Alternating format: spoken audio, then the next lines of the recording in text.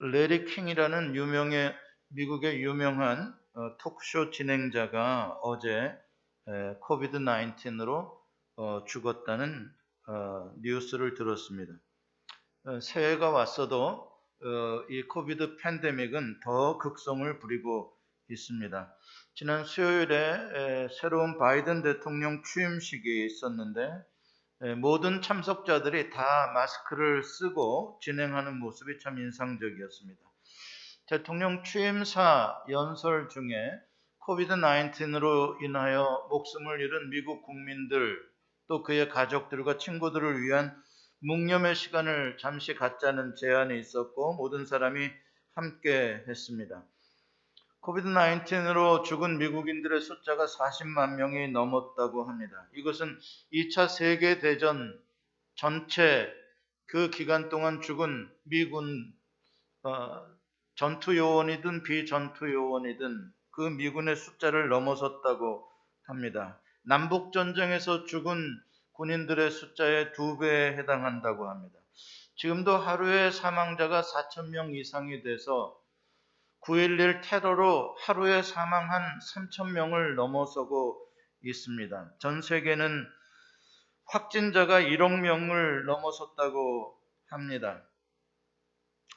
여기에 과연 우리 교회와 그리스도인들이 어떠한 경각심을 가지고 있는가? 여기에 얼마나 우리가 심각한 책임의식을 느끼고 있는가 하는 것에 대해서 우리가 좀 깨어나야 할 때가 되었다라고 생각합니다. 왜냐하면 이 세상에 교회보다 더 생명을 소중하게 여기는 곳은 없기 때문에 그렇습니다. 어떤 정부도 그 어떤 종교도 한 사람의 생명의 존귀함을 하나님보다 그리스도보다 더 귀하게 생각하는 곳은 없습니다.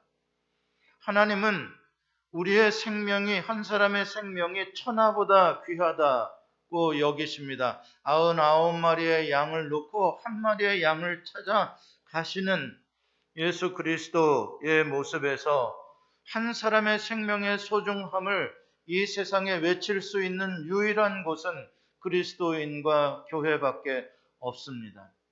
만약에 교회에서 예배하다가 이곳에서 코비드가 전염이 돼서 이곳에서 연로하신 분이 됐든 젊은이가 됐든 만약에 죽는다면 그 생명에 대한 책임을 누가 지겠습니까?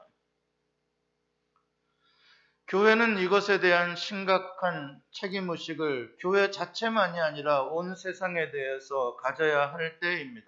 그럼에도 불구하고 믿음이 좋다라고 자랑하는 캘리포니아의 한 큰 교회는 주 정부와 수많은 법적인 싸움을 해가면서까지 정부에서 지침으로 내려준 것을 지키지 않고 그냥 마스크도 끼지 않은 채 성도들이 따닥따닥 붙어서 와서 예배하라고 지금 정부가 거짓말로 우리를 속이고 CDC가 거짓말로 가짜 바이러스 소동을 벌이고 있다라고 목사가 이야기를 합니다.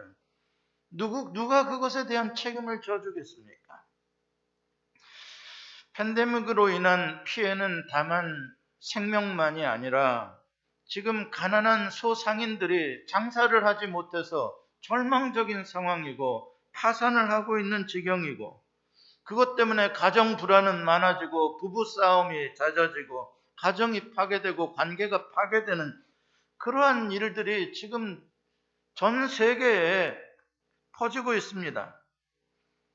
이걸 위로하고 어떻게든 하나로 만들어가야 할 정치인들은 오히려 이때를 자기들의 편가르기로 정치적인 이익으로 삼으려고 이념으로 양극화시키고 있는 어디 하나 성한 곳이 없을 만큼 나라와 사회와 개인의 삶이 파괴되어지고 있습니다. 정말 어느 때보다도 지금 치유가 필요한 때입니다.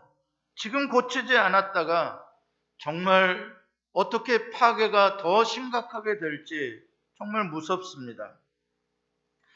육체적 건강이 회복되어져야 하는 것은 물론이고 영적이고 정신적인 질병도 치유가 간절히 필요합니다.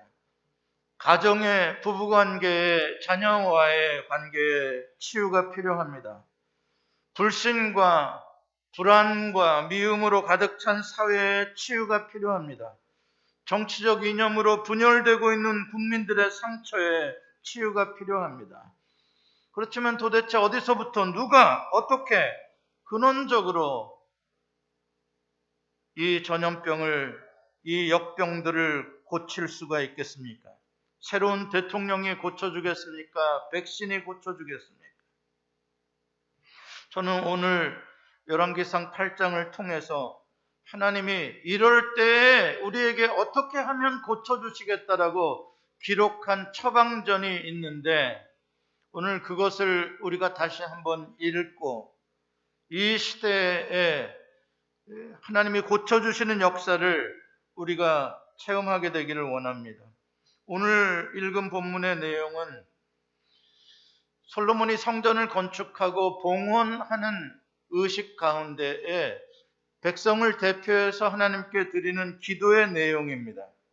우리는 그 중에 일부를 읽었습니다만 기도는 23절부터 53절까지 굉장히 길게 되어져 있고 그 내용은 7가지 간구를 하고 있습니다.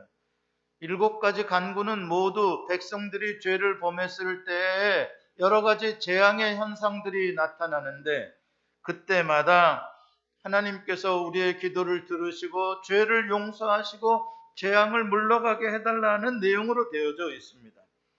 그 중에 오늘 본문 37절로 40절까지는 침략을 당해서 약탈당하는 그러한 재앙을 말해주고 있습니다. 3가지의 침략이 나옵니다. 첫째는 기근, 경제적인 침략입니다. 특별히 깐부기, 메뚜기, 황충, 전부 다 곡식을 상하게 하는 그러한 병충해입니다. 그래서 경제적으로 어려워지는 침략을 당하게 되는 것. 2번째, 전염병의 침략입니다. 어떤 병인지는 모르지만 그것이 번져서 사람들이 죽어가는 그러한 침략입니다. 3번째 침략은 적국이 성읍을 포위하고 약탈해가는 침략입니다. 다시 말해서 군사적으로나 경제적으로나 역병 등 전방위적으로 국가가 위기에 처하게 되었을 때 그때 어떻게 치유를 받을 수 있겠는가이죠. 지금 우리가 겪고 있는 전 세계적인 팬데믹과 같은 상황입니다. 자, 그렇다면 어떻게 그 위기에서 벗어날 수 있을까? 38절에 그 처방전을 말해주고 있습니다. 38절은 상반절과 하반절로 둘로 나뉘어서 우리가 볼 수가 있겠어요. 첫 번째는 진단이고 2번째는 처방입니다. 상반절에 진단이 나옵니다. 이게 바로 우리가 가장 먼저 해야 할 일이 기록된 것이죠. 한번 읽어볼까요? 시작. 한 사람이나 혹 주의 온 백성 이스라엘이 다 각각 자기의 마음의 재앙을 깨닫고, 이게 이제 진단입니다. 진단. 어디에 문제가 있는가를 확실하게 진단을 해야 그 다음에 고침을 받을 수 있는 것이죠. 진단을 하는데 진단이 참 재밌습니다. 자기의 마음의 재앙을 깨닫고입니다. 진단을 해보니까 내 마음이 문제다라는 것입니다.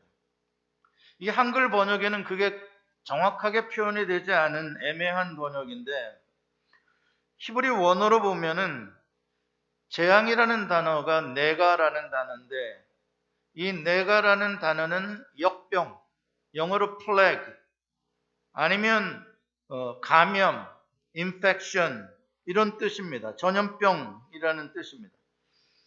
그러니까 자기 마음이 전염병에 걸렸음을, 자기의 마음이 역병에 걸렸음을, 자기의 영혼이 병들었음을 입니다. 아주 참 의외의 진단이죠. 세상에 지금 황충이가 문제고, 그렇죠, 깐부기가 문제인데, 메뚜기가 문제인데, 세상에 코로나 바이러스가 문제인데 그걸 진단하는 게 아니라 그걸 보고 내 마음이, 내 영혼이 역병의 바이러스에 내 마음이 감염되었다는 것을 깨닫고 라고 이야기를 하는 것입니다. 여기서 우리가 중요한 것은 하나님은 지금 외부의 문제, 외부의 전염병을 진단하고 치료하기에 앞서 우리 그리스도인들이, 하나님의 백성들이 먼저 우리의 영적인 내면의 마음에서의 병들어 있음, 부패해 있음, 세상에 거짓된 바이러스에 감염되어져 있음에 대한 것을 우리가 먼저 깨달아야 한다라고 말하고 있는 것입니다.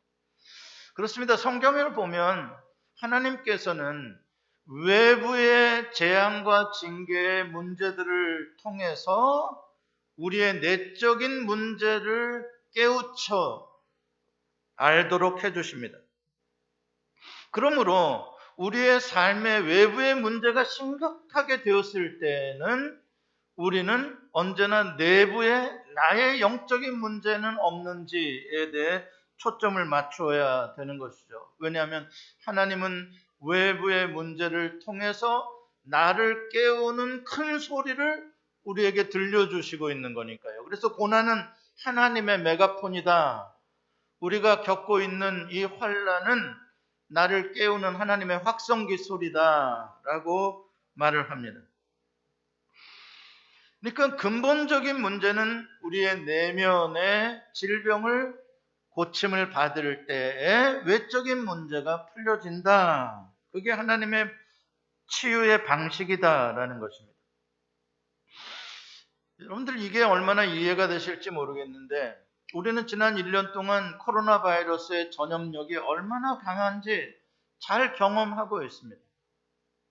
그런데 코로나 바이러스보다 더 강력하게 더 빨리 전염되는 바이러스가 있다는 사실입니다. 그게 뭐냐고요? 그게 요즘에 신조어로 나왔는데 거짓말 바이러스라는 거랍니다. 코로나 바이러스보다 더 빨리 더 세계적으로 SNS를 통해서 더 깊이 전파가 된답니다. 그래서 그 거짓말 바이러스가 우리의 영혼의 마음에 번식하고 증식하게 되어지면 마음을 사로잡아서 진실을 말해줘도 듣지를 못하게 되는, 마음이 부패되어져 버린, 완전히 한쪽으로 왜곡되어져 버린. 예를 들어서 미국 대통령 선거가 거짓이다라는 말이 나돌았는데, 그래서 어떤 변호사가 그 미국 주정부, 연방정부를 상대로 한 60 몇 가지의 소송을 냈답니다. 그런데 모든 정부에서, 법원에서 다 그것을 거짓이라고 판결을 해줬답니다. 65가지가 다 기각되고 했다는 거예요. 그러면은 그것에 대해서 사실을 말해주잖아요. 이거 다 그게 거짓말로 다 들통이 났다. 이렇게 법원에서 그렇게 심판을 했다. 그것도 모든 주에, 모든 법원이 그랬다. 그러면 그걸 인정해야 되는데 그게 인정이 안 된답니다. 왜? 이미 그것 다 거짓말이다라는 게 감염이 되어져 버렸기 때문에 인정이 안 된다는 거예요. 거기서부터 화가 나고 폭력이 나오고, 그렇죠? 그러니까 분열이 일어나고 네 편 내 편이 싸우게 되어지는 현상을 우리는 지금 보고 있습니다. 어떻게 이 마음을 고칠 수 있을까? 여러분, 마음을 고칠 수 있는, 이런 거짓으로 병든 마음을 고칠 수 있는 것은 하나님의 진리의 말씀밖에 없습니다. 성령님밖에 없는 거예요. 성령님이 감동해 주시고 우리의 심령과 골수를 쪼개는 하나님의 생명의 수술의 칼 같은 말씀이 우리를 비추고 드러낼 때에 우리가 고침을 받을 수가 있는 것이죠. 뿐만 아니라 오늘 본문 38절 그 상반절에 제 눈을 사로잡는 단어는 한 사람이라는 단어입니다. 한 사람, 각각. 참 의외입니다. 지금 전 나라가 전방위적으로 다 병들어서 죽어가는 이 심각한 상황 속에 한 사람이라는 존재가 뭐 그리 대단합니까? 수백 명, 수천 명이 죽어나가는 마당에 한 사람이 먹을 게 대수예요. 그런데 오늘 말씀은 한 사람 혹은 온 백성이 이렇게 나갑니다. 한 사람. 한 사람으로부터 뭔가 치유가 시작이 될 수 있다라는 말입니다. 그러니까 다른 사람들 모두를 탓하려고 하지 말고 모두의 문제라는 것에 점령당하지 말고 각자 한 사람 자기부터 살피고 깨달아야 한다는 것입니다. 성경은 한 사람의 중요성에 대해서 여러 곳에서 강조하고 있습니다. 롯과 그의 가족이 소돔성에 살고 있었는데 하나님이 소돔성을 심판하러 가셨다가 롯이 아직 소돔성에서 빠져나오지를 않았기 때문에 소돔성을 심판하지를 못하고 기다리고 계시는 거예요. 언제까지? 롯과 그의 가족이 소돔성을 완전히 빠져나갈 때까지. 그만큼 하나님은 하나님이 택한 하나님의 백성 한 사람을 귀중하게 보시는 것입니다. 예루살렘이 부패했을 때 하나님께서는 예레미야에게 말씀하십니다. 네가 예루살렘을 급히 왕래해서 여기저기 찾아보아라. 네가 의인 한 사람을 찾는다면 그 사람으로 인하여 내가 이 성을 멸하지 않으리라 말씀하십니다. 한 사람이 얼마나 하나님의 눈에 소중한가. 특히 부패하고 이렇게 온 세계가 전염병으로 난리를 칠 때 한 사람은 너무나 소중한 존재입니다. 그러니까 이 거대한 팬데믹을 치유하는 길은 무슨 거창한 치료제가 나오는 데 있는 게 아니라 놀랍게도 여러분과 저 한 사람이 나의 문제를 보고 나의 마음을 보고 나의 부패함을 깨닫고 내가 하나님 앞에 회개하는 데부터 시작이 되는 것입니다. 옛날에 한국에 천주교인들이 내 탓이요라고 써진 스티커를 차에다 붙이고 다니는 걸 본 적이 있습니다. 정말 그게 맞는 말입니다. 누구를 탓할 게 아니요. 이것은 내 죄 때문이요. 중국 우한을 탓할 게 아니요. 미련한 위정자들을 탓할 게 아니요. 내 탓이요서부터 치유의 길이 보인다는 것입니다. 자, 그렇다면 내가 부패했다. 내 마음에 플래그, 내 마음에 전염병이 있다라는 걸 깨달았으면 어떻게 해야 될까요? 그래서 오늘 설교 제목이 나부터 고쳐주소서입니다. 나부터 고쳐주소서. 내가 먼저 고침을 받아야 돼. 우리의 문제는 뭐냐? 나는 의롭다. 나는 깨끗하다. 쟤네들이 문제다라고 하는 데에서부터 사회는 병들어가는 것입니다. 치료의 길은 없어지는 것입니다. 우리는 의인이고 우리는 다 예수 잘 믿고 나는 착하고 그런데 희망이 없습니다. 그러면 성경은 그렇게 말하지 말라고 합니다. 나부터 잘못되었다라고 고백을 해야 된다는 거예요. 38절 하반절에 이렇게 말씀합니다. 같이 읽죠. 이 성전을 향하여 손을 펴고 무슨 기도나 무슨 간구를 하거든. 여기는 두 가지죠. 이 성전을 향하여라는 말과 손을 펴고 무슨 기도나 무슨 간구를 하거든이라는 말로 둘로 나누어지는 거예요. 이 성전을 향하여라는 것은 우리의 기도의 대상을 말하는 것이고 손을 펴고 무슨 기도나 무슨 간구를 하거든이라는 것은 기도한다라는 말을 세 가지로 강조하는 거죠. 손을 편다는 것, 기도한다는 것, 간구한다는 건 다 같은 의미. 삼중으로 강조하는 표현에 전심으로 간절히 내 마음의 부패함, 내 영혼이 세상의 더러운 거짓의 바이러스들, 정욕의 바이러스들, 이념의 바이러스들로 감염되어 있음을 고백하고 회개, 기도하라는 것입니다. 나 자신부터 고쳐주시고 그리고 병든 이 사회와 이 세상 죄악에 빠진 나라를 구원해 주옵소서라고 기도하라는 것입니다. 여기서 더 중요한 거는 간구하다, 구하다라는 건데 이거는 pray가 아니라 기도하는 게 아니라 seek, S-E-E-K, seek, 구하는 것입니다. 구하는데 무엇을 구하냐? 병 낫기를 구하는 게 아니라 여호와 하나님을 구하라는 것입니다. 하나님을 흠모하고 하나님을 경외하고 하나님과의 관계 회복을 구하라라는 뜻입니다. 많은 사람들은 하나님께 기도할 때 자기가 원하는 리스트를 말합니다. 하나님 이것 축복해 주세요. 하나님 이 문제 해결해 주세요. 하나님이 하셔야 할 투두 리스트를 하나님께 올려드립니다. 하나님 내 기도 들으시고 이 문제 풀어주세요. 예, 그렇게도 기도할 수 있습니다. 그러나 오늘 치유를 위한 기도에서는 질병의 치유만이 아니라 하나님 자신을 구하라라고 말씀합니다. 왜냐하면 사람들이 하나님은 구하지 않고 그러한 하나님이 주시는 블레싱만 구하다 보니까 그것 하나 얻어먹고 문제 하나 해결받고 그 다음엔 어떻게 사나? 또 똑같이 내 멋대로 삽니다. 왜? 하나님을 존귀하게 여기지 않으니까요.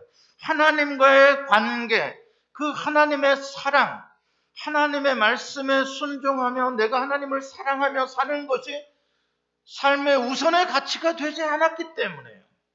그냥 하나님은 저기 계시고 나는 나대로 살다가 문제 생기면 이 문제 해결해 주시는 관계로. 그러니까 예수를 오래 믿어도 하나님과 내가 함께 살아가는 관계 속에서 내가 거룩해져 가고 나의 믿음이 성장해져 가는 게 아니라 그냥 문제 하나만 해결받고 또 다시 돌아가고 원위치하고 그런 쳇바퀴 도는 식으로 하네요. 그런데 흥미로운 것은 이 치료의 방법 중에 성전을 향하여라는 말이죠. 물론 지금 성전을 건축하고 봉헌 예식을 하는 것이니까 성전이 얼마나 소중한가를 강조하는 기도이죠. 그러나 지금 솔로몬이 말하는 내용은 오해하면 안 되는 게 눈에 보이는 건물이 소중하다는 게 아닙니다. 이 성전을 향하여라고 할 때 그 성전은 하나님이 특별히 임재하시는 그 하나님의 특별한 임재를 향하여 하나님이 임재하신 그것을 향하여 하나님을 향하여 예루살렘 성전에 계시는 그 하나님을 향하여 손을 펴고라는 뜻입니다. 자, 이게 왜 중요한가 하면 지금 솔로몬이 성전을 지은 때가 이스라엘 백성들이 가나안 땅에 들어온 이후로 적어도 400년에서 500년이 지났을 때입니다. 그럼 지난 400~500년 동안 무슨 일이 일어났었나 가나안 땅에? 그게 사사기의 이야기인데 400년 동안 무슨 일이 일어났나? 한마디로 말하면 여호와 하나님에 대한 이미지를 많이 잊어버렸어요. 여호와 하나님이 어떤 분인지를 많이 이제 몰라요. 우상들과 많이 혼합되어져 버렸어요. 여호와 하나님에 대한 이미지가. 바알도 여호와 같고 아세라도 여호와 같고 그냥 토착신들을 섬기는 방식이 여호와를 섬기는 방식과 다 짬뽕이 되어졌다 이 말이에요. 왜 그런 일이 생겼나? 왜냐하면 각자 자기가 사는 마을에 정착하여 살다 보니까 여호와를 섬긴다 하면서 어디를 가냐면 바알을 위하여 만들어 놓은 산당에 가고 바알 제단에 가서 엎드리고 그러면서 가나안 사람들이 섬기는 그 방식을 우상을 섬기는 방식을 그냥 배워버리는 거야. 그러니까 완전히 섞인 거죠. 그래서 그들은 말씀과 율법으로 다스리시는 그 하나님의 인격적인 관계 속에서의 통치가 아니라 그냥 재물 갖다가 바치면 내가 원하는 복 하나 얻는 그런 거래하는 우상으로서 여호와 하나님을 섬기게 되었던 것이. 자, 그랬던 것이 이제 솔로몬이 성전을 지음으로 말미암아 이제 비로소 여호와 하나님의 정통성, 여호와 하나님의 역사성, 아브라함 2000년, 1000년 전부터 계셨던 아브라함의 하나님, 야곱과 이삭의 하나님, 출애굽의 하나님, 시내산에서 율법을 주셨던 하나님, 가나안 땅을 승리하게 해주셨던 그 여호와, 그 여호와의 참 이미지가 지금 솔로몬이 지은 예루살렘 성전 속에 임재하시는 여호와다 이 말이죠. 말씀으로 다스리시는 여호와. 그래서 우리는 모두 그 말씀에 순종해야 하는 하나님의 백성으로서의 그 관계, 그게 다윗의 언약 속에 있는 여호와예요. 말씀으로 통치하시는 하나님, 그 말씀에 순종할 때에 그 보좌가 영원하리라, 그 나라가 영원하리라. 다시 그 여호와 하나님의 정통성이 회복되어지는 곳이 지금 예루살렘 성전에 임재하시는 여호와 하나님. 그러니까 성전을 향하여 손을 펴라는 말은 산당을 향하여 손을 펴지 말고 사이비 가짜 섞인 여호와 숭배, 우상 숭배 사상, 그들이 만들어낸 신들의 여호와 숭배 사상을 다 버리고 신앙을 갱신해서 우리의 이스라엘의 정통적 여호와, 역사적 여호와, 그 참 여호와를 향하여 모든 백성이 12지파가 다 믿음이 하나로 다시 회복되어지고 갱신되어지는 그것을 의미하고 있는 게 성전을 향하여 손을 펴고 기도하는 것이. 지금도 마찬가지예요. 지금도 얼마나 많은 교회들과 얼마나 많은 사람들이 여호와 하나님 예수 그리스도의 십자가를 왜곡시키고 우상화시키고 미신화시키고 변질시키고 있는지 몰라요. 이 코비드-19의 이때를 통해서 다 드러나고 있어요. 가짜 기독교가 뭔지, 가짜 복음이 뭔지가 다 드러나고 있어요. 왜 드러나게 하십니까? 이제 이걸 통해서 참 여호와 하나님, 아브라함과 이삭과 야곱의 하나님, 이스라엘의 하나님, 십자가의 예수 그리스도의 하나님, 초대교회의 하나님, 2000년의 역사 동안 살아서 역사하셨던 그 참 하나님의 복음, 이 무엇인지를 다시 드러내게 하시고 그 하나님을 향하여 다시 전 세계가 회복되기를 원하시고 하나가 되기를 원하시는 하나님의 뜻이 여기에 있는 것입니다. 그런데 참 흥미로운 것은 이 성전을 향하여 손을 펴고 기도하면이라고 했는데 39절에 보면은 주는 계신 곳 하늘에서 들으시고라고 이야기를 해요. 장소가 맞지가 않아요. 성전을 향하여 손을 펴고 기도했는데 하나님은 성전에 계시다고를 안 해놓고 계신 곳 하늘에서 들으시고라고 했어요. 이 앞뒤가 맞으려면 어떻게 해야 되는 거예요?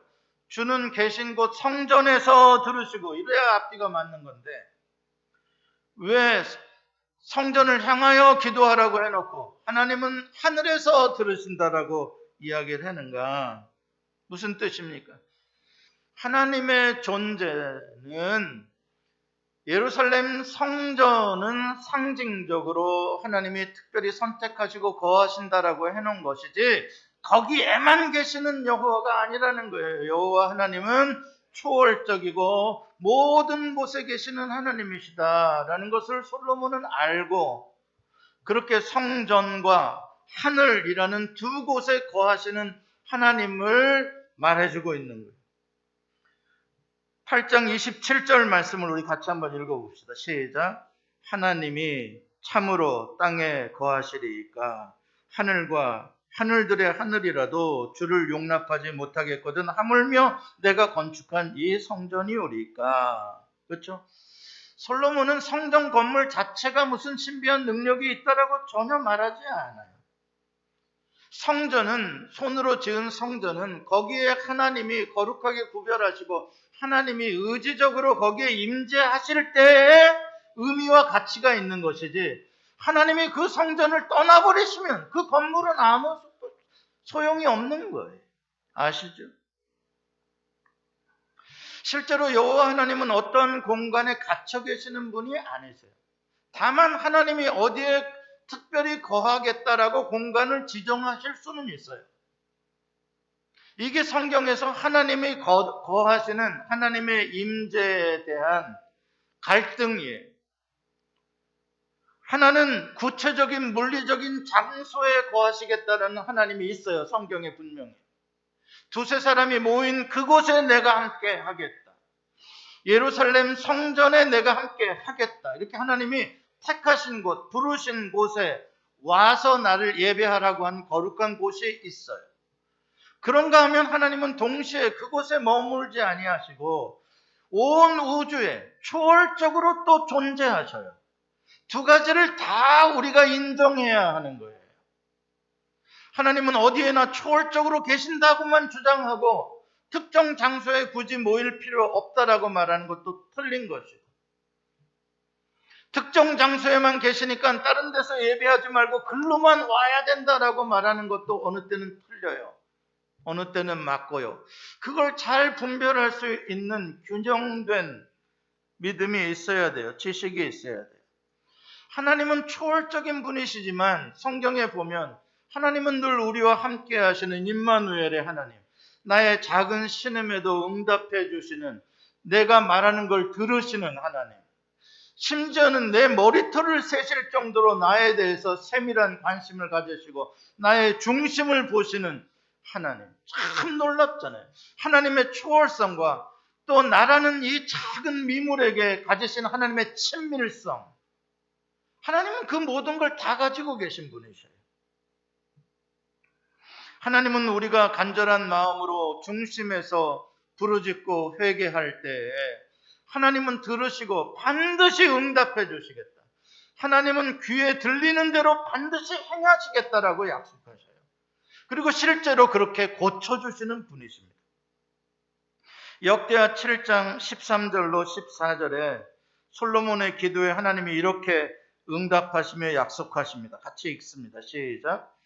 혹 내가 하늘을 닫고 비를 내리지 아니하거나 혹 메뚜기들에게 토산을 먹게 하거나 혹 전염병이 내 백성 가운데 유행하게 할 때에 내 이름으로 일컫는 내 백성이 그들의 악한 길에서 떠나 스스로 낮추고 기도하여 내 얼굴을 찾으면 내가 하늘에서 듣고 그들의 죄를 사하고 그들의 땅을 고칠지라. 아멘. 하나님이 약속하신 말씀. 그렇게 부르짖으면, 기도하면, 죄에서 돌이키면 내가 듣고 고쳐주겠다. 약속하십니다. 전염병을 고쳐주시는 하나님의 이야기는 여러 가지 나옵니다. 성경에. 민수기 25장에 보면 이스라엘 백성들이 출애굽 2세대들이죠. 이제 광야를 지나 모압 땅을 거쳐 이 가나안 땅으로 들어가기 위해 모압 땅에 들어왔을 때, 부올에 이르렀을 때에 거기에 있는 모압 여자들을 보고 음행을 합니다.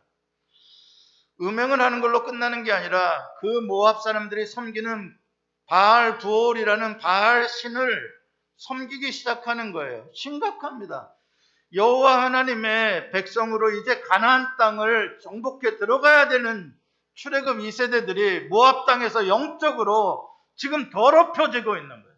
영적인 전염병에 걸리고 있는 거예요. 모압 땅에서. 그러니까 하나님께서 전염병을 보내셔서 무려 2만 5천 명을 죽이십니다.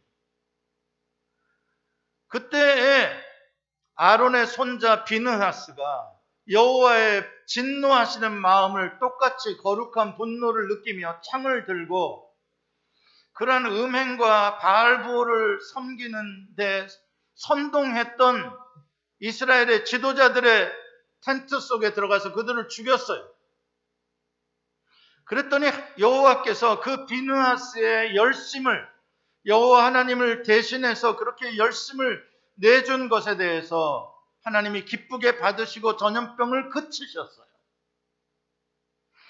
그런가 하면 다윗의 통치 만렵에 다윗이 교만해져서 하나님이 금지하신 인구 조사를 억지로 강행합니다. 그리고 하나님이 진노하시고 세 가지의 벌칙 중에 하나를 택하라고 하니까 다윗이 3일 동안 역병을 겪는 것을 선택합니다. 빨리 3일 동안만 하고 빨리 벗어나기를 원한 것 같아요. 그런데 무려 3일 동안 단에서 부엘세바까지, 단에서 부엘세바라는 것은 이스라엘의 맨 북단과 맨 남단입니다. 3일 만에 전 국토에 전염병이 돌아서 무려 7만 명이 죽었어요. 다윗이 아마 많이 놀랐을 겁니다. 아라우나의 타작마당 앞에 죽음의 사자가 섰을 때 다윗이 그걸 발견하고 그 앞에 엎드립니다. 그리고 거기에 제단을 쌓고 번제와 화목제를 여호와께 드리며 자기의 죄를 회개합니다. 여호와여, 내가 죄를 범했나이다. 내가 교만했나이다. 용서해 주옵소서. 그랬더니 여호와께서 그 땅을 위한 다윗의 회개의 기도를 들으시고 이스라엘의 전염병을 그치게 하셨다라고 말씀합니다. 여러분 보십시오. 이러한 시대에 이건 누구 탓이다라는 걸로 내버려 두는 게 아니라 정말 비느하스와 같은 여호와의 진노의 마음, 이 시대를 향한, 이 교회들의 부패함을 향한 이 여호와의 고통스러워하는 마음을 품은 한 사람, 다윗처럼 이것이 내 탓입니다. 내 죄 때문입니다. 나를 죽여주십시오. 라고 기도하는 그 한 사람의 회개, 그것이 온 땅의 전염병을 멈출 수 있게 한다는 것입니다. 야고보서 5장 16절은 이렇게 말씀합니다. 같이 한번 읽습니다. 그러므로 너희 죄를 서로 고백하며 병이 낫기를 위하여 서로 기도하라. 의인의 간구는 역사하는 힘이 큼이니라. 여기서 중요한 단어는 뭡니까? 서로입니다.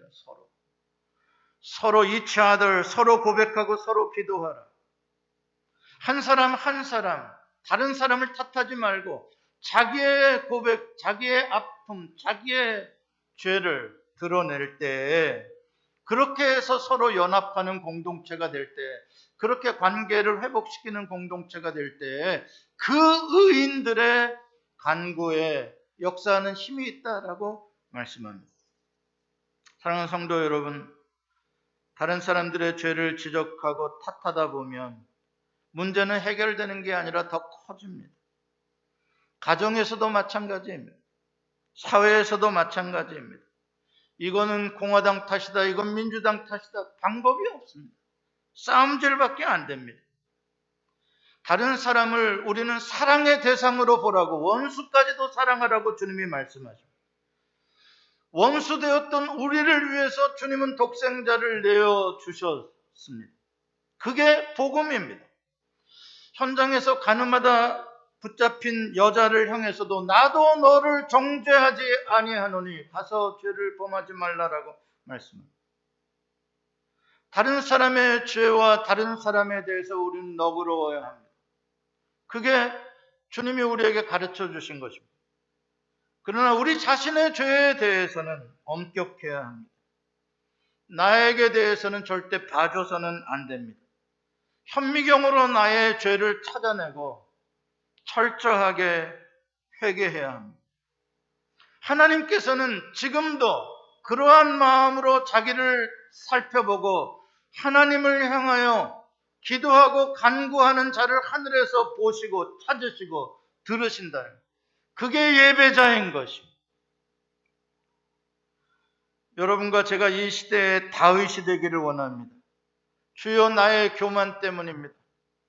내가 정치적 이념의 바이러스에 감염되고 거짓의 바이러스를 퍼나르다 감염되고 내가 미움으로 감염되고 나와 다른 사람에 대해서 차별하고 내가 감염되고 내가 세상 것을 좋아하고 내가 감염되고 여전히 내 안에 복잡하고 혼란스럽고 막 분노가 나오고 주여, 내가 병든 자입니다. 다윗처럼 우리가 회개함으로써 하나님이 우리의 기도를 들으시고 전국에 퍼져 있는 전염병을 그치게 하시리라고 믿습니다.